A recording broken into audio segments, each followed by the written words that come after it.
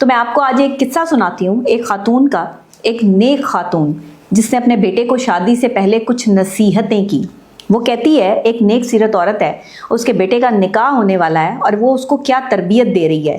ہر ماں کو یہ تربیت اور یہ پوائنٹس غور کرنے چاہیے جب آپ کے گھر میں آپ کے بیٹوں کی خاص طور پہ شادیاں ہوں، ان کو اپنے پاس بٹھا کر یہ چند پوائنٹس ہیں جن پر بات لازمی کریں۔ یہ میں ماؤں کو کہوں گی کیونکہ ماں کے زیادہ قریب ہوتے ہیں بیٹے، زیادہ ماں کے ساتھ جو ہے وہ اٹیچ ہوتے ہیں۔ ماں یہ کام کر سکتی ہے کہ آپ جو ہے نا، وہ ماں ایک نیک سیرت ماں جس کی تربیت اپنی اچھی ہوئی ہے، وہ اپنے بیٹے کو نصیحت کیا کر رہی ہے کہ بیٹے یاد رکھنا، کوئی کھانے کا محتاج نہیں ہوتا، 2 وقت کا کھانا تو فقیر بھی کھا لیتا ہے۔ تو اگر تم اپنی بیوی کو جو ہے وہ اچھا کھانا پرووائڈ کر رہے ہو یا اس کو کھانے کے لیے کوئی چیز دے رہے ہو تو اسے کبھی اس چیز کا تانا نہ دینا کہ میں تمہارے لیے یہ کرتا ہوں، میں تمہیں یہ کھلاتا ہوں، میں تمہیں وہ پلاتا ہوں، پھر بھی تم میری نہیں ہو۔ کھلانے کا تانا نہیں دینا چاہیے کسی کو بھی۔ اگر آپ آپس میں دوست ہیں، آپ آپس میں میاں بیوی ہیں، تو شادی سے پہلے ان چند پوائنٹس پہ کام کر لیں۔ اپنے ریلیشن شپ میں آنے سے پہلے ان چند پوائنٹس پہ کام کر لیں۔ لوگ کیا کرتے ہیں، کسی کو کھانا کھلا دیں اپنی جیب سے تو 100 دفعہ جتاتے ہیں، ہم نے آپ کو جو ہے وہ کھانا کھلایا تھا، ہم نے اتنا پیسہ انویسٹ کیا تھا، ہم نے اتنا پیسہ خرچ کیا تھا۔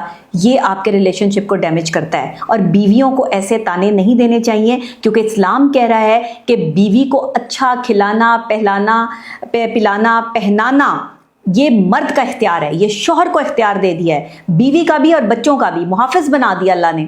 تو پھر محافظ بن کر رہیں، ظالمانہ رویہ اختیار نہ کریں۔ دوسرا جو پوائنٹ انہوں نے کہا کہ اگر کبھی کوئی جو ہے وہ پیسے کی کمی آ جائے تمہاری زندگی میں اور تمہاری بیوی جو ہے وہ تم سے پیسوں کی جو ہے وہ ڈیمانڈ کرے، تو پیسہ جو ہے نا اس کو امپورٹنس مت دینا، اپنی بیوی کی محبت کو امپورٹنس دینا، اس کو پیار محبت سے سمجھانا کہ میرے پاس ابھی اتنا نہیں ہے تو میں تمہارے لیے نہیں کر سکتا، تم اس وقت میرا ساتھ دو، اس برے وقت میں میرے ساتھ چلو، میں تمہارے لیے جو ہے وہ کچھ اچھا ضرور کروں گا۔ اب یہ دیکھیں کہ سامنے والے کا گزارا جو ہے وہ پیسے کے بغیر ہو سکتا ہے لیکن عزت اور محبت کے بغیر نہیں ہو سکتا۔ ذہن میں رکھیے گا، یاد رکھیے گا۔ آج میں آپ کو ایک پوائنٹ دے رہی ہوں، یہ تو وہ ساری نصیحتیں تھیں جو اس عورت نے اپنے بیٹے کو کی، اور میں سمجھتی ہوں کہ پاکستانی معاشرے کی ہر ماں کو اپنے بیٹے کو یہ نصیحتیں کرنی چاہیے تاکہ آنے والی کی زندگی جو ہے وہ سلامت رہے۔ آپ نصیحتیں کیا کر رہے ہیں کہ آنے والی کو ذرا کھینچ کے رکھنا، اس پر اپنا جو ہے وہ پریشر رکھنا، آتے ہی اس کو جو ہے وہ اس کے کام سمجھا دینا۔ ایسا نہ ہو کہ وہ جو ہے وہ تمہارے سر چڑھ جائے، ایسا نہ ہو کہ وہ تمہارے ساتھ جو زبان چلائے۔ زبان ہمیشہ وہ چلاتا ہے جس پر آپ حکم چلاتے ہیں، زبان وہ نہیں چلاتا جس کے ساتھ آپ محبت سے چلتے ہیں۔ تو زبان وہی چلتی ہے جہاں پر سختی ہوتی ہے، ورنہ تو زبان بند رہتی ہے، ورنہ تو پیار اور محبت کی زبان بولی جاتی ہے۔ تو برائے مہربانی اس پر فوکس کریں میاں بیوی، اور خاص طور پہ شوہر حضرات اپنی بیویوں کے ساتھ اپنے رویے کو بہتر کریں۔ اس سے اللہ بھی خوش ہوتا ہے، اللہ کے رسول بھی خوش ہوتے ہیں، سائیکلوجیکلی آپ کو سکون بھی ملتا ہے، آپ کے گھر میں پیسہ بھی آتا ہے، اور آپ کی معاشرتی یہ جو لڑائی جھگڑوں کی وجہ سے آپ کے بچے سائیکلوجیکل ڈیزاسٹر میں یا ڈس آرڈرز میں چلے جاتے ہیں، وہ بھی اپنے آپ کو جو ہے وہ سکون محسوس کرتے ہیں۔ نہ بچوں کی زندگی اسپوائل کریں۔ مرد حضرات اپنے لہجے اور اپنے لفظ اور اپنے تلفظ اور اپنی ادائیگی پر غور کریں۔